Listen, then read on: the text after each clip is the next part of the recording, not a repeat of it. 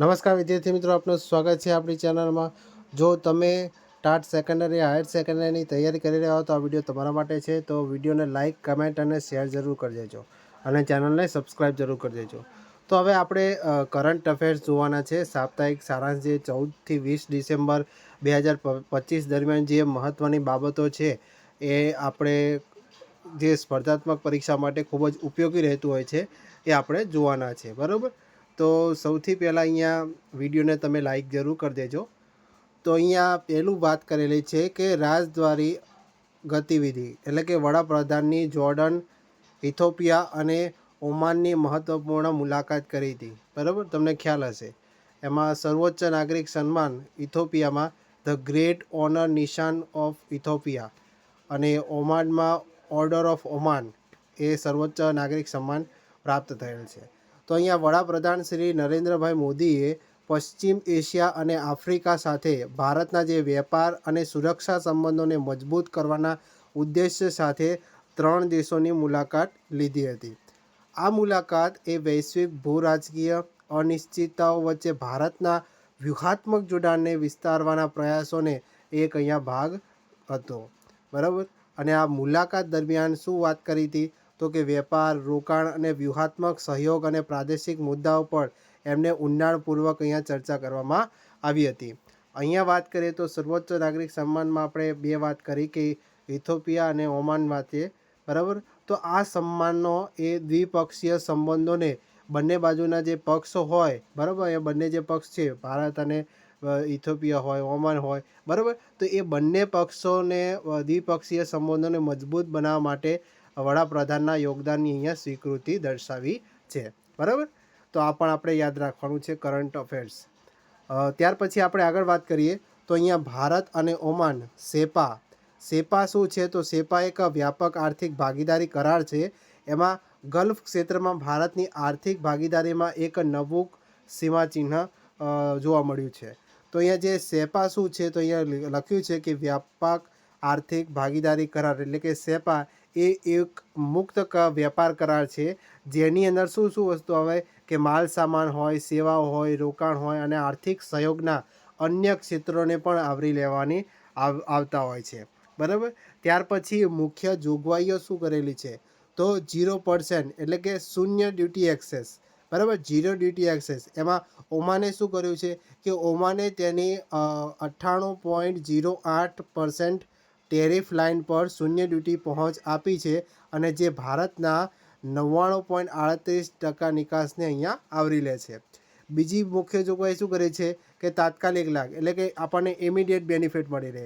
લગભગ આપણે વાત કરીએ તો 98% લાઇન પર તાત્કાલિક ટેરિફ નાબૂદી જે ભારતીય નિકાસકારો છે એના માટે ગલ્ફ માર્કેટમાં ઝડપી પ્રવેશ કરી શકે એનું સુનિશ્ચિત કરવાનું કામ કરે છે।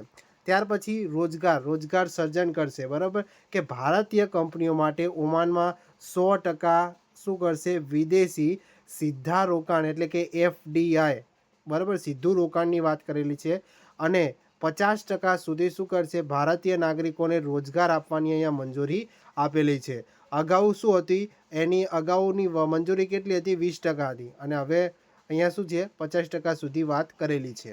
ત્યાર પછી આગળ વાત કરી છે કે આયુષ અને પરંપરાગત દવા એટલે કે વિશ્વમાં પ્રથમ વખત કરારમાં પરંપરાગત દવા અને ઉત્પાદનો માટે વ્યાપક પ્રતિબદ્ધતાનો સમાવેશ થાય છે। પછી બીજો છે GCC દેશ એટલે કે UAE 2022 પછી ઓમાન બીજો GCC એટલે કે ગલ્ફ કોર્પોરેશન કાઉન્સિલ દેશ છે જેની સાથે ભારતે સેપા પર હસ્તાક્ષર કર્યા છે, બરાબર। સેપા વિશે આપણે આગળ માહિતી આપણે જોઈ લીધી કે સેપા શું છે, બરાબર। તો આ પણ કરંટ અફેર્સ આપણે યાદ રાખવાનું છે। ત્યાર પછી આપણે આગળ વાત કરીએ કે વ્યૂહાત્મક ભાગીદારી જેની અંદર જોર્ડન, ઇથોપિયા સાથે સંબંધો મજબૂત છે। તો અહીંયા વાત કરી તમને અલગ અલગ ફોટા દેખાતા હશે, બરાબર। તો જોર્ડનની મુલાકાત 15થી 16 ડિસેમ્બર છે જેની અંદર 75મી વર્ષગાંઠ એટલે કે ભારત અને જોર્ડન દ્વારા રાજદ્વારી સંબંધોની 75મી વર્ષગાંઠની ઉજવણી કરવામાં આવી અને 5 MOU પર અહીંયા હસ્તાક્ષર કરવામાં આવ્યા। એની અંદર નવી અને નવીનીકરણ ઉર્જા, જળ સંસાધન વ્યવસ્થાપન અને ડિજિટલ પરિવર્તન જેવા ક્ષેત્રોમાં અહીંયા સહયોગના MOU પર હસ્તાક્ષર કરેલા છે. ભાઈ વેપારનું લક્ષ્ય શું છે? તો આગામી જે 5 વર્ષ છે એમાં દ્વિપક્ષીય એટલે બંને બાજુથી વેપારને $5 અબજ સુધી વધારવાનું અહીંયા લક્ષ્ય હાંસલ વાત કરેલી છે. બરાબર. ત્યાર પછી તમને જે બીજો ફોટો દેખાતો હશે એમાં ઇથોપિયાની મુલાકાત લીધી છે નરેન્દ્ર મોદીએ 16 થી 17 ડિસેમ્બર.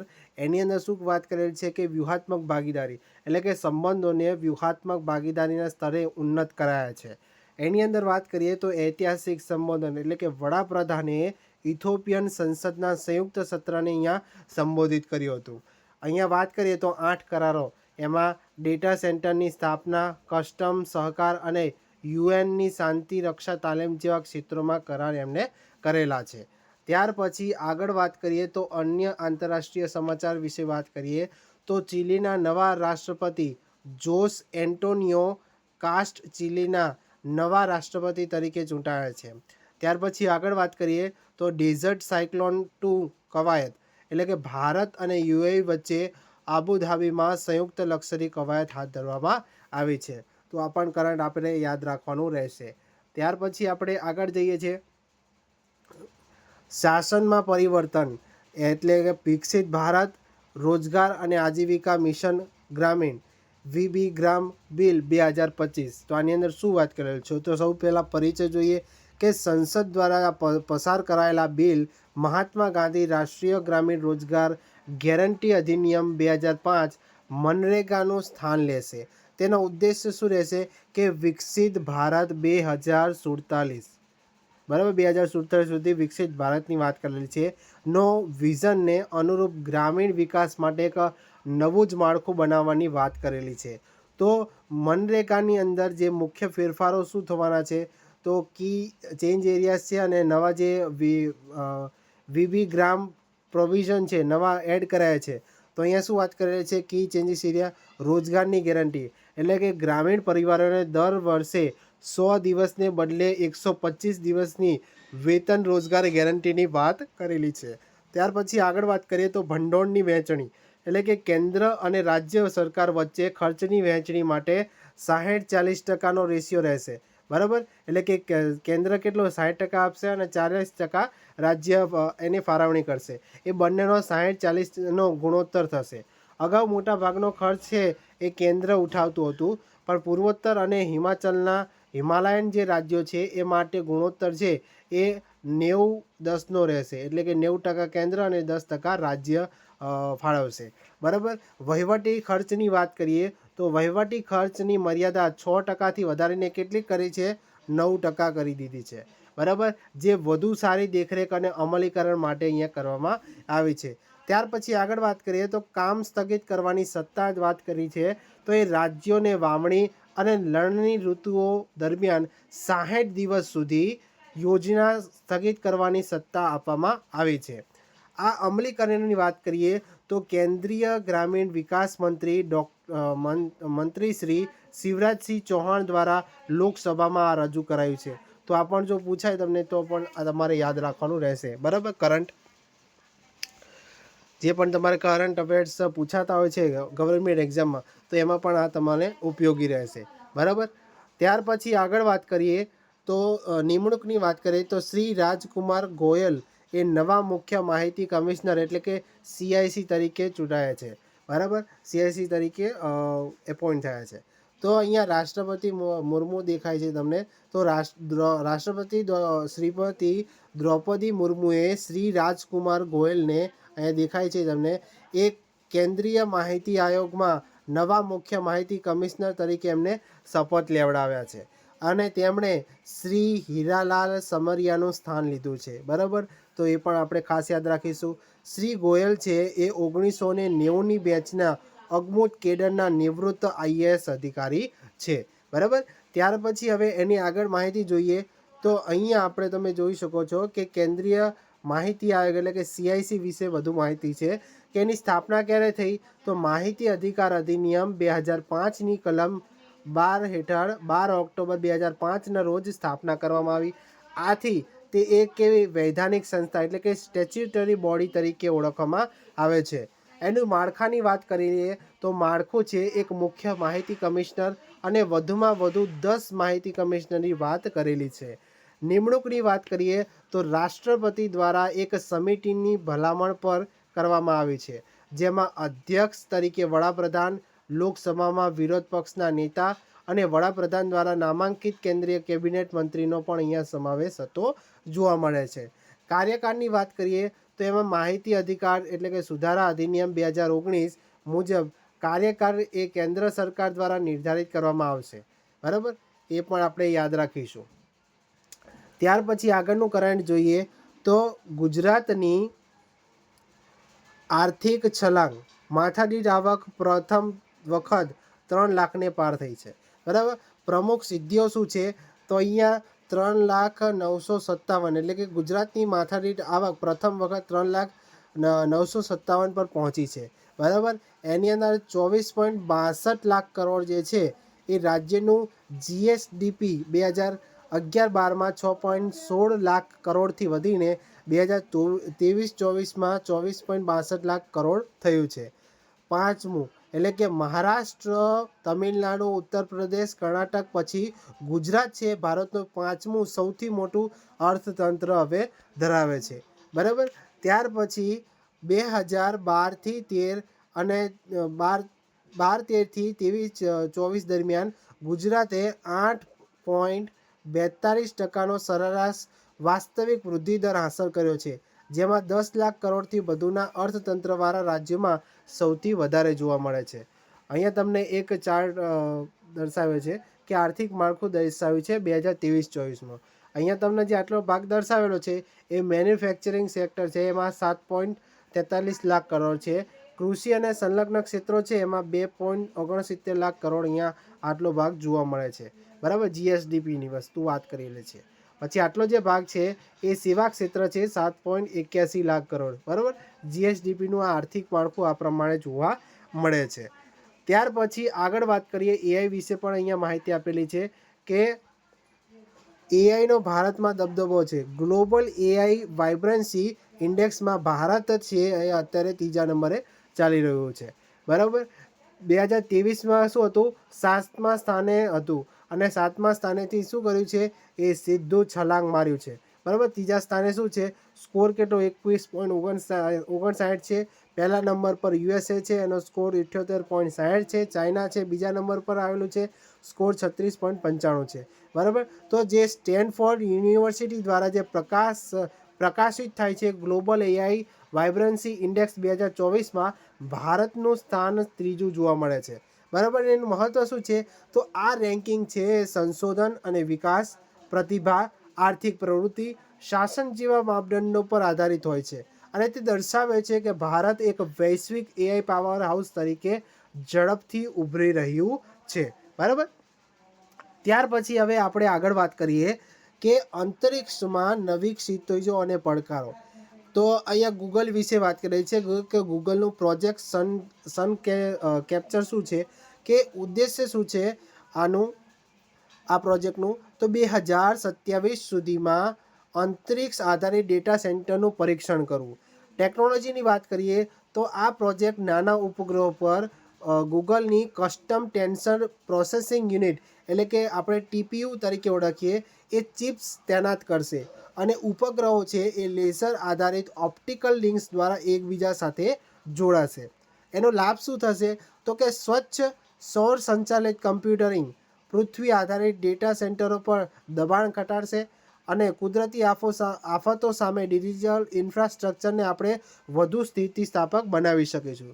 પછી બીજું પણ અહીંયા વાત કરેલી છે કરંટ છે નાસાનું માવેન મિશન. બરાબર, ઘટનાની વાત કરીએ તો નાસાએ માવેન એટલે કે Mars atmosphere and volatile evaluation આ જે અવકાશયાન સાથે સંપર્ક ગુમાવ્યો છે. મિશન શું છે કે માવેન જે છે એ 2014થી મંગળની પરિક્રમા કરી રહ્યો છે. તેનો મુખ્ય ઉદ્દેશ એ છે કે મંગળના ઉપલા વાતાવરણનો આપણે અભ્યાસ કરવાનો છે અને સમજવાનો છે કે ગ્રહે સમય જતાં તેનું મોટાભાગનું વાતાવરણ કેવી રીતે ગુમાવ્યું છે. તો અત્યારે સ્થિતિ શું છે તો એ સ્થિતિ સંપર્ક પુનઃસ્થાપિત કરવાનો પ્રયાસો અહીંયા ચાલી રહ્યા છે. બરાબર, ત્યાર પછી પર્યાવરણ ક્ષેત્રે પણ કરંટ પૂછાતું હોય છે, તો એ પણ જોઈ લઈએ કે પર્યાવરણ સંરક્ષણ, બરાબર, નવા રામસર સ્થળો અને વન્યજીવન સુરક્ષિત હાઈવે. તો ભારતમાં 2 નવી રામસર સાઇટ છે, બરાબર. તાજેતરમાં જ 2 નવી વેટલેન્ડ્સ એટલે આર્દ્રભૂમિને રામસર સાઇટ તરીકે જાહેર કરવામાં આવી છે, જેનાથી ભારતમાં કુલ સંખ્યા જે છે એ 96 થઈ ગઈ છે. એમાં પહેલું છે સિલીસેર તળાવ, જે અલરવ રાજસ્થાનમાં આવેલું છે. બીજું છે કોપરા જળાશય, બરાબર, અહીંયા તમે જોઈ શકો છો. કોપરા જળાશય છે બિલાસપુર છત્તીસગઢની અંદર આવેલું છે, બરાબર, અને અલવર રાજસ્થાનની અંદર સિલીસેર તળાવ આવેલું છે. મહત્વ શું છે કે રામસર કન્વેન્શન હેઠળ આંતરરાષ્ટ્રીય મહત્વ ધરાવતા વેટલેન્ડ સંરક્ષણ અને ટકાઉ ઉપયોગ માટે માન્યતા આપવામાં આવે છે. અહીંયા વાત કરીએ તો ત્યાર પછી ભારતનો પ્રથમ વન્યજીવ સુરક્ષિત હાઈવે તમે જોઈ શકો છો. તો સ્થળ ક્યાં છે? તો મધ્યપ્રદેશમાં NH45 પર ભોપાલ અને જબલપુરનો જોડતો 11.96 કિલોમીટરનો પટ્ટો છે. વિશેષતા શું છે કે પ્રાણીઓ અને વાહનો વચ્ચેની અથડામણ ઘટાડવા માટે ભારતમાં પ્રથમ લાલ રંગના ટેબલટોપ માર્કિંગ્સનો ઉપયોગ આ માર્કિંગ ડ્રાઈવરોને કુદરતી રીતે ધીમા પાડવા માટે પ્રોત્સાહિત કરે છે. સંરક્ષિત ક્ષેત્રની વાત કરીએ તો આ હાઈવે નોરાદેહી વન્યજીવ અભયારણ્ય અને વિરાંગના દુર્ગાવતી વાઘ અભયારણ્યની નજીકથી પસાર થાય છે. તો આ પણ કરંટ અફેર્સ આપણે યાદ રાખવાનું રહેશે. ત્યાર પછી આગળ વાત કરીએ રમતગમતમાં ભારતનો વિજય ધ્વજ, સ્ક્વોશ અને ક્રિકેટમાં ઐતિહાસિક જીત. તો અહીં તમે જોઈ શકો છો કે WSF સ્ક્વોશ વર્લ્ડ કપ 2025 ઐતિહાસિક જીતની વાત કરીએ તો ભારત અને ચેન્નઈ વચ્ચે રમાયેલી ફાઇનલમાં હોંગકોંગને 3-0થી હરાવીને પ્રથમ વખત WSF સ્ક્વોશ વર્લ્ડ કપ જીત્યો છે. મહત્વ શું છે?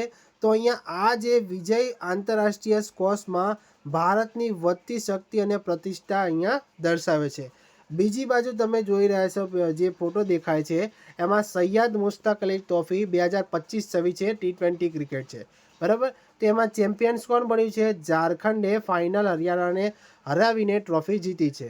સ્થળ ક્યાં હતું? કે final match MCA stadium Panchgani Pune ખાતે રમાઈ હતી. મુખ્ય પ્રદર્શનની વાત કરીએ તો પ્લેયર ઓફ ધ સિરીઝ છે એ અનુકૂળ રોય છે, ઝારખંડનો છે, બરાબર. સૌથી વધુ રન ઈશાન કિશન, ઝારખંડના 517 રન છે. સૌથી વધુ વિકેટ સુશાંત મિશ્રા, ઝારખંડ, અને અશોક શર્મા, રાજસ્થાન, 22 વિકેટ છે, બરાબર. તો આપણે આ કરંટ ખાસ યાદ રાખીશું. ત્યાર પછી આગળ વાત કરીએ હોકી અને બેડમિન્ટનમાં વિશ્વ સ્તરે ભારતીય ખેલાડીઓનું પ્રદર્શન કેવું રહ્યું છે, બરાબર. તો junior men's hockey world cup 2025ની વાત કરીએ તો એની યજમાન ચેન્નઈ અને મદુરાઈ ભારતની અંદર થયેલી છે. પરિણામની વાત કરીએ તો ગોલ્ડ જર્મનીએ જીત્યું છે, સિલ્વર સ્પેને, બ્રોન્ઝ એ ભારત જે આર્જેન્ટિનાને હરાવીને જીત્યું છે. જ્યારે women's FIH hockey junior world કપની વાત કરીએ 2025 તો એના યજમાન સેન્ટિયાગો ચીલી છે, અને વિજેતા વાત કરીએ તો નેધરલેન્ડ છે જે ફાઇનલમાં આર્જેન્ટિનાને હરાવીને જીતી છે. ત્યાર પછી આવે છે ઓડિશા માસ્ટર્સ 2025 બેડમિન્ટન સુપર 100. એમાં સ્થળ કયું હતું? કટક, ઓડિશા હતું. વિજેતાની વાત કરીએ તો મેન્સ સિંગલ્સમાં કિરણ જોર્જ એ ભારતમાં જીતેલા છે. ત્યાર પછી વિમેન્સમાં ઉન્નતિ હુડા ભારત, બરાબર. તો આ બંને ખાસ નામ યાદ રાખીશું. અને આગામી વાત કરીએ તો આગામી ઇવેન્ટ છે ભારતમાં 2026 પ્રથમ કોમનવેલ્થ ગેમ ખોખો ચેમ્પિયનશિપનું આયોજન કરશે, બરાબર. તો આ પણ આપણે ખાસ યાદ રાખીશું. ત્યાર પછી આગળ વાત કરીએ કલા અને સિનેમા વિશે કરંટ શું છે? તો રામ સુતારને શ્રદ્ધાંજલિ અને હોમબાઉન્ડની ઓસ્કર દોડ. તો અહીંયા શિલ્પકાર રામ સુતરનું નિધન થયું છે. વિશ્વમાં જે સૌથી ઊંચી આપણે પ્રતિમા કહીએ છીએ સ્ટેચ્યુ ઓફ યુનિટી, બરાબર, ના નિર્માતા પદ્મભૂષણથી સન્માનિત એવા શ્રી રામવનજી સુતારનું 100 વર્ષની વયે નિધન થયું છે. તેમની મુખ્ય કૃતિઓ કઈ છે? તો સ્ટેચ્યુ ઓફ યુનિટી જે સરદાર પટેલની છે, ગુજરાતની 182 મીટરની સૌથી ઊંચી ગણવામાં આવે છે, બરાબર. સંસદ ભવનમાં છત્રપતિ શિવાજી મહારાજ અને મહાત્મા ગાંધીજીની પ્રતિમાઓ છે. બેંગલુરુ એરપોર્ટ પર કેમ્પેગૌડાની પ્રતિમા છે. એ મુખ્ય કૃતિઓ એમની જોવા મળે છે. તેમણે શું છે તો 1999ની અંદર પદ્મશ્રી અને 2016ની અંદર પદ્મભૂષણ પુરસ્કાર પ્રાપ્ત થયેલો છે. બરાબર. પછી અહીંયા બીજી કરંટ જોઈએ તો ઓસ્કર 2026 માટે હોમબાઉન્ડ એટલે કે નીરજ ઘાયવાન દ્વારા દિગ્દર્શિત જે ભારતીય ફિલ્મ છે હોમબાઉન્ડને 98માં એકેડમી એવોર્ડ્સ ઓસ્કરમાં શ્રેષ્ઠ આંતરરાષ્ટ્રીય ફીચર ફિલ્મ તરીકે શ્રેણી માટે શોર્ટલિસ્ટ કરવામાં આવી છે અને ફિલ્મમાં મુખ્ય ભૂમિકા ઈશાન ખટ્ટર અને વિશાલ જેઠવાની જોવા મળી છે. બરાબર. ત્યાર પછી આગળ વાત કરીએ આપણે આગળનું કરંટ અફેર સાંસ્કૃતિક વારસા વિશે તો પોંદુરી ખાદી, ઇટાલિયન ભોજન અને મેસ્સીની પ્રતિમા. તો અહીંયા જોઈ શકો છો તમે પેંડુરી ખાદીને જીઆઈ ટેગ પ્રાપ્ત થયો છે. તો આંધ્રપ્રદેશના શ્રીકાકુલમ જિલ્લાના પ્રખ્યાત પોંડુરી ખાદીને ભૌગોલિક સંકેત એટલે કે જીઆઈ ટેગ મળ્યો છે. આ હાથથી કાંટેલ અને હાથથી વણેલું સુતરાઉ કાપડ છે જે તેની વિશિષ્ટ વણાટ પદ્ધતિ માટે જાણીતું છે. મહાત્મા ગાંધીએ તેમના યંગ ઇન્ડિયા જર્નલમાં તેની પ્રશંસા પણ કરી હતી. બરાબર. ત્યાર પછી એ તમે જોઈ શકો છો કે ઇટાલિયન ભોજનને યુનેસ્કોની માન્યતા પ્રાપ્ત થઈ કે ઇટાલી તેના સમગ્ર રાષ્ટ્રીય ભોજન માટે યુનેસ્કોની અમૂર્ત સાંસ્કૃતિક વારસાની યાદીમાં સ્થાન મેળવનાર વિશ્વનો પ્રથમ દેશ બન્યો છે. આ માન્યતા કોઈ એક વાનગીને નહીં પરંતુ ઇટાલીની સંપૂર્ણ ખાદ્ય સંસ્કૃતિ, પરંપરાઓ અને સામાજિક પ્રથાઓને આપવામાં આવી છે. ત્યાર પછી આગળ તમે જોઈ શકો છો કે કોલકાતામાં લિયોનલ મેસ્સીની પ્રતિમા. આર્જેન્ટિનાના જે સુપ્રસિદ્ધ ફૂટબોલર છે લિયોનલ મેસ્સી એની 70 ફૂટ ઊંચી લોખંડની પ્રતિમાનું કોલકાતામાં અનાવરણ કરવામાં આવ્યું છે. બરાબર. તો આટલા કરંટ અફેર્સ છે. બરાબર. જે કયા વીક દરમિયાન તો કે 14થી 20 ડિસેમ્બર દરમિયાન આટલા જે કરંટ અફેર્સ જે ઇમ્પોર્ટન્ટ છે. બરાબર. જે તમને સ્પર્ધાત્મક પરીક્ષામાં પૂછાઈ શકે છે તો એ તમારે યાદ રાખવાના છે. બરાબર. તો એના પરથી તમારે સાપ્તાહિક રિવિઝન માટે આપણે ચકાસી લઈએ. તો પહેલો પ્રશ્ન છે કે સ્ટેનફોર્ડ યુનિવર્સિટીના ગ્લોબલ એઆઈ વાઇબ્રન્સી ઇન્ડેક્સ 2024 મુજબ એઆઈ ડોમેનમાં ભારતનો વૈશ્વિક ક્રમ શું જોવા મળે છે? તો એ ભારતનો વૈશ્વિક ક્રમ કયો છે? ત્રીજો જોવા મળે છે. એટલે ઓપ્શન સી તમારો સાચો જવાબ હશે. બીજો પ્રશ્ન છે કે તાજેતરમાં જ પસાર થયેલ વિબિગ્રામ બિલ 2025 હેઠળ ગ્રામીણ પરિવારોને કેટલા દિવસની રોજગારની ગેરંટી આપવામાં આવશે? તો એ રોજગારની ગેરંટી છે 125 દિવસ આપવામાં આવશે. ત્યાર પછી નેક્સ્ટ વાત કરીએ કે ભારતે તાજેતરમાં કયા ગલ્ફ દેશ સાથે વ્યાપક આર્થિક કરાર એટલે કે સેપા પર હસ્તાક્ષર કર્યા છે? તો ઓમાન.